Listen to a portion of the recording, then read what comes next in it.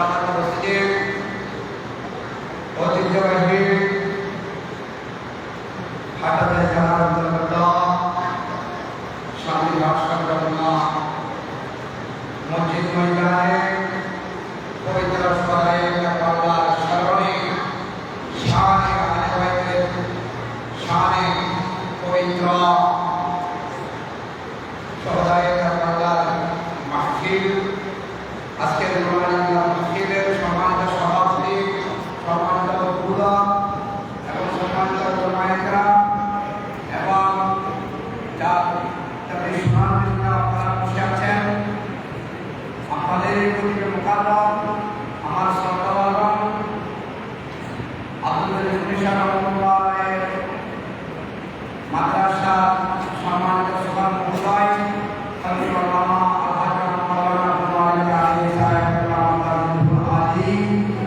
এবং আমার সামনে এবং মঞ্চে পর্দার মাইকের আওয়াজ যাচ্ছেন, আপনারা শুনতে পাচ্ছেন, সকলকে আমি আমাদের পক্ষ থেকে আসসালামু আলাইকুম ওয়া রাহমাতুল্লাহি ওয়া বারাকাতুহু। আল্লাহ তাআলা আমাদের দরবারে প্রদর্শন করতে ইসলাম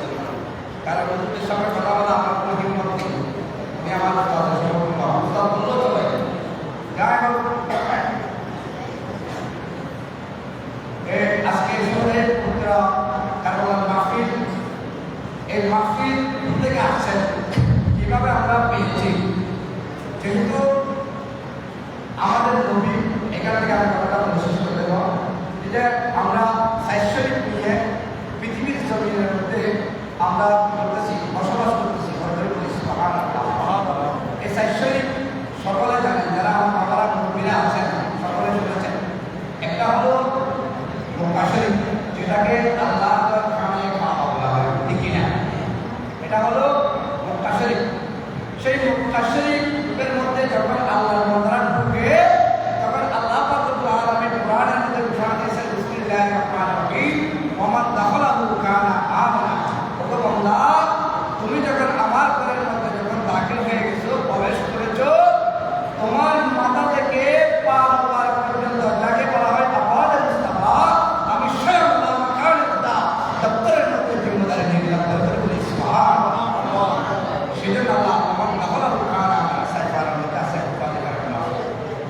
সেটা আরেকটা হলো মদিনায়ে মুনাওয়ারা, যেটা মদিনা শরীফ। এক শরীফ হলো মক্কা শরীফ, দ্বিতীয় শরীফ হলো মদিনা শরীফ, তৃতীয় হলো কোরআন শরীফ, চতুর্থ নম্বর হলো হাদিস শরীফ। আমরা শরীফের মধ্যে এই সাইক্রোস্কোপ নিয়ে আমরা পৃথিবীর জমিনের মধ্যে বসবাস করতেছি। আল্লাহকে আল্লাহ বলে মানতেছি, রসুলকে রসুল হিসেবে ইমান হিসেবে আমরা করতেছি। রসুল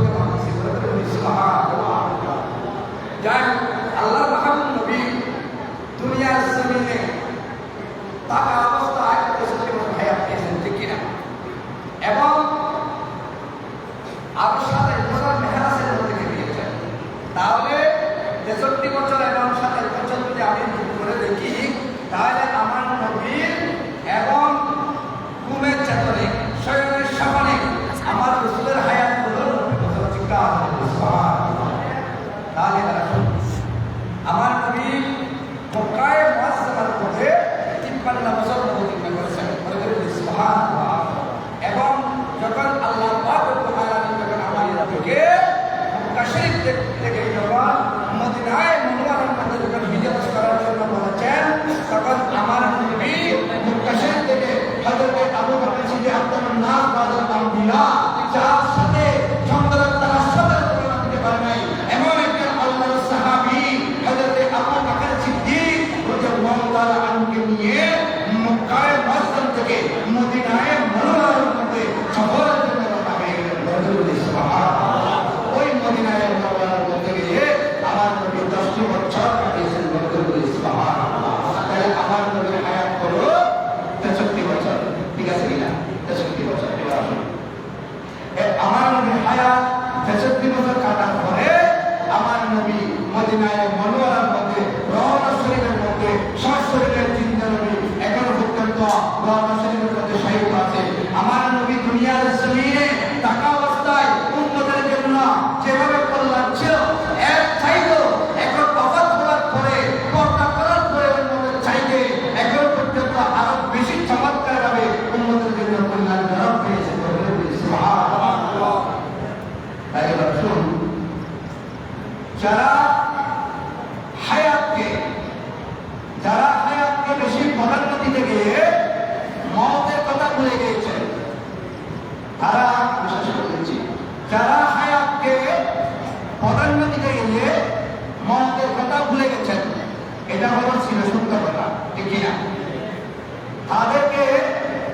তাদের কাছে এই মিলাদুল মাহফিল এবং শোভায় কারবালার মাহফিল এবং বিভিন্ন ওলিগণের ফাতিহা শরীফ, দুরূদ শরীফ এবং মসজিদ, মাদ্রাসা, কোরআন তেলাওয়াত ইত্যাদি ইত্যাদি কোনো কিছু ওদের কাছে কি লাগবে না, ভালো লাগবে না।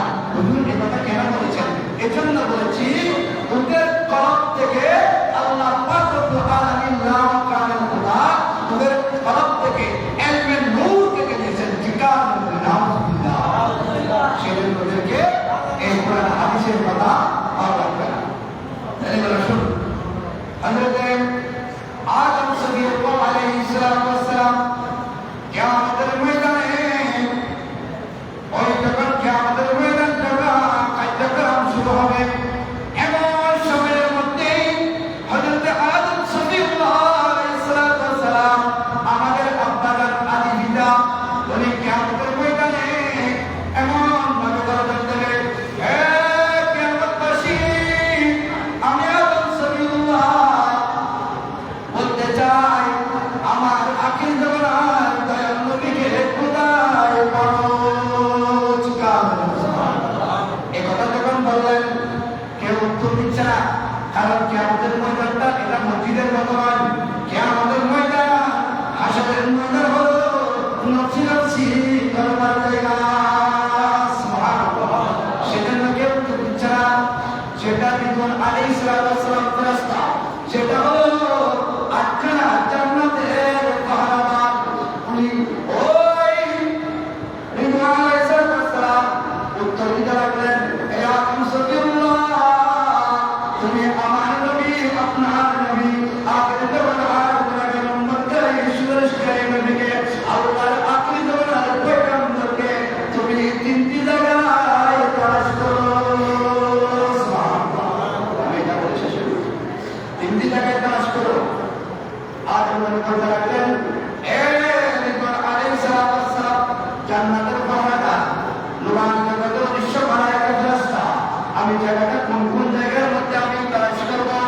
তখন বিদুন ফেরেশতা বলে দিলেন, প্রথম নম্বর হলো তুমি হাউজে কাউসারে তালাশ করো। সুবহানাল্লাহ।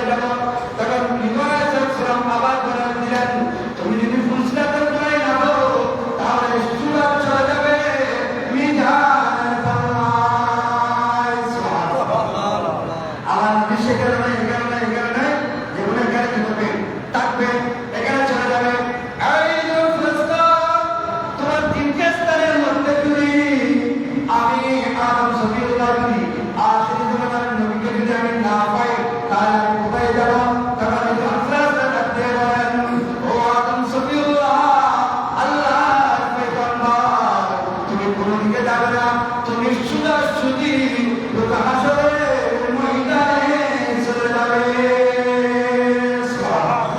তখন আদম সফিউল্লাহ, আমি কথা বলে দিচ্ছি, আদম সফিউল্লাহ তখন হাউজে কাউসার গেলেন, আমার নবী হাউজে কাউসার থেকে চলে গেলেন, কারণ আমার নবী উম্মতের জন্য ছোটাছুটি করতেছে, আমার নবী উম্মতের জন্য কান্নাকাটি করতেছে।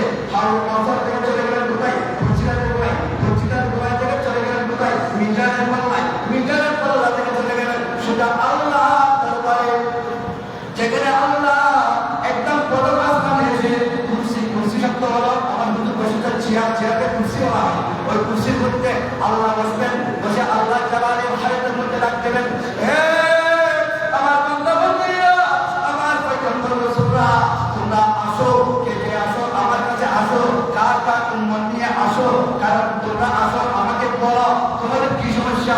হাসরের ময়দান যখন শুরু হয়ে যাবে, বিরাট যখন শুরু হয়ে যাবে, আমার নবী আপনার নবী ছাড়া কেউ যাবে না আল্লাহর সামনে।